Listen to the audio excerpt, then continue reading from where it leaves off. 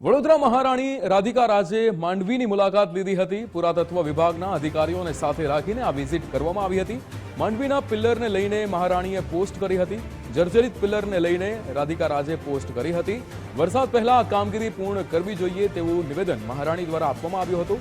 અમારો રિપોર્ટ આવશે પછી વીએમસી સાથે બેઠક કરીશું।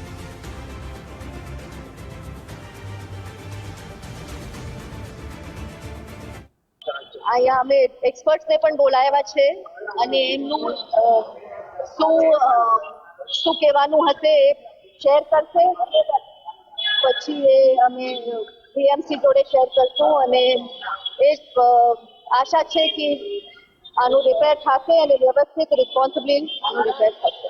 નાગરિકોને, પ્રેસને, એડમિનિસ્ટ્રેશનને બધાને એલર્ટ રહેવું જોઈએ અને બધાનું એક જિમ્મેવારી હોવી જોઈએ અમારા ધરોહરને સાચવી રાખવાની। વરસાદને પહેલા આને સ્ટેબલાઇઝ કરી દેવું જોઈએ, નહીં તો વરસાદમાં વધારે ડેમેજ થશે એવું અમને લાગે છે। સરકારને અને કોર્પોરેશનને શું કહેવા માંગશો આ બાબતને લઈને અને આ તમામ હેરિટેજ વડોદરામાંથી બાબત હમણાં રિપોર્ટ તૈયાર થશે એને હિસાબે પછી અમે વીએમસી ને કોન્ટેક્ટ કરીને મળવાની પ્રયાસ કરીશું। તૈયાર કરવામાં આવ્યો અને એનો પહેલો વર્ષ થઈ ગયો 1 જ વર્ષ, તો પાલિકાના જે કર્મચારીઓ હોય છે તે પણ આપણે કહીએ કે એમના રિપોર્ટ આવ્યા પછી આવું નુકસાન થતું રહ્યું છે હેરિટેજ વડોદરાનું ક્યારે, તો એ બધું આપ વાત કરો છો સાચું છે અને અમે આ બધા મુદ્દા વીએમસી ને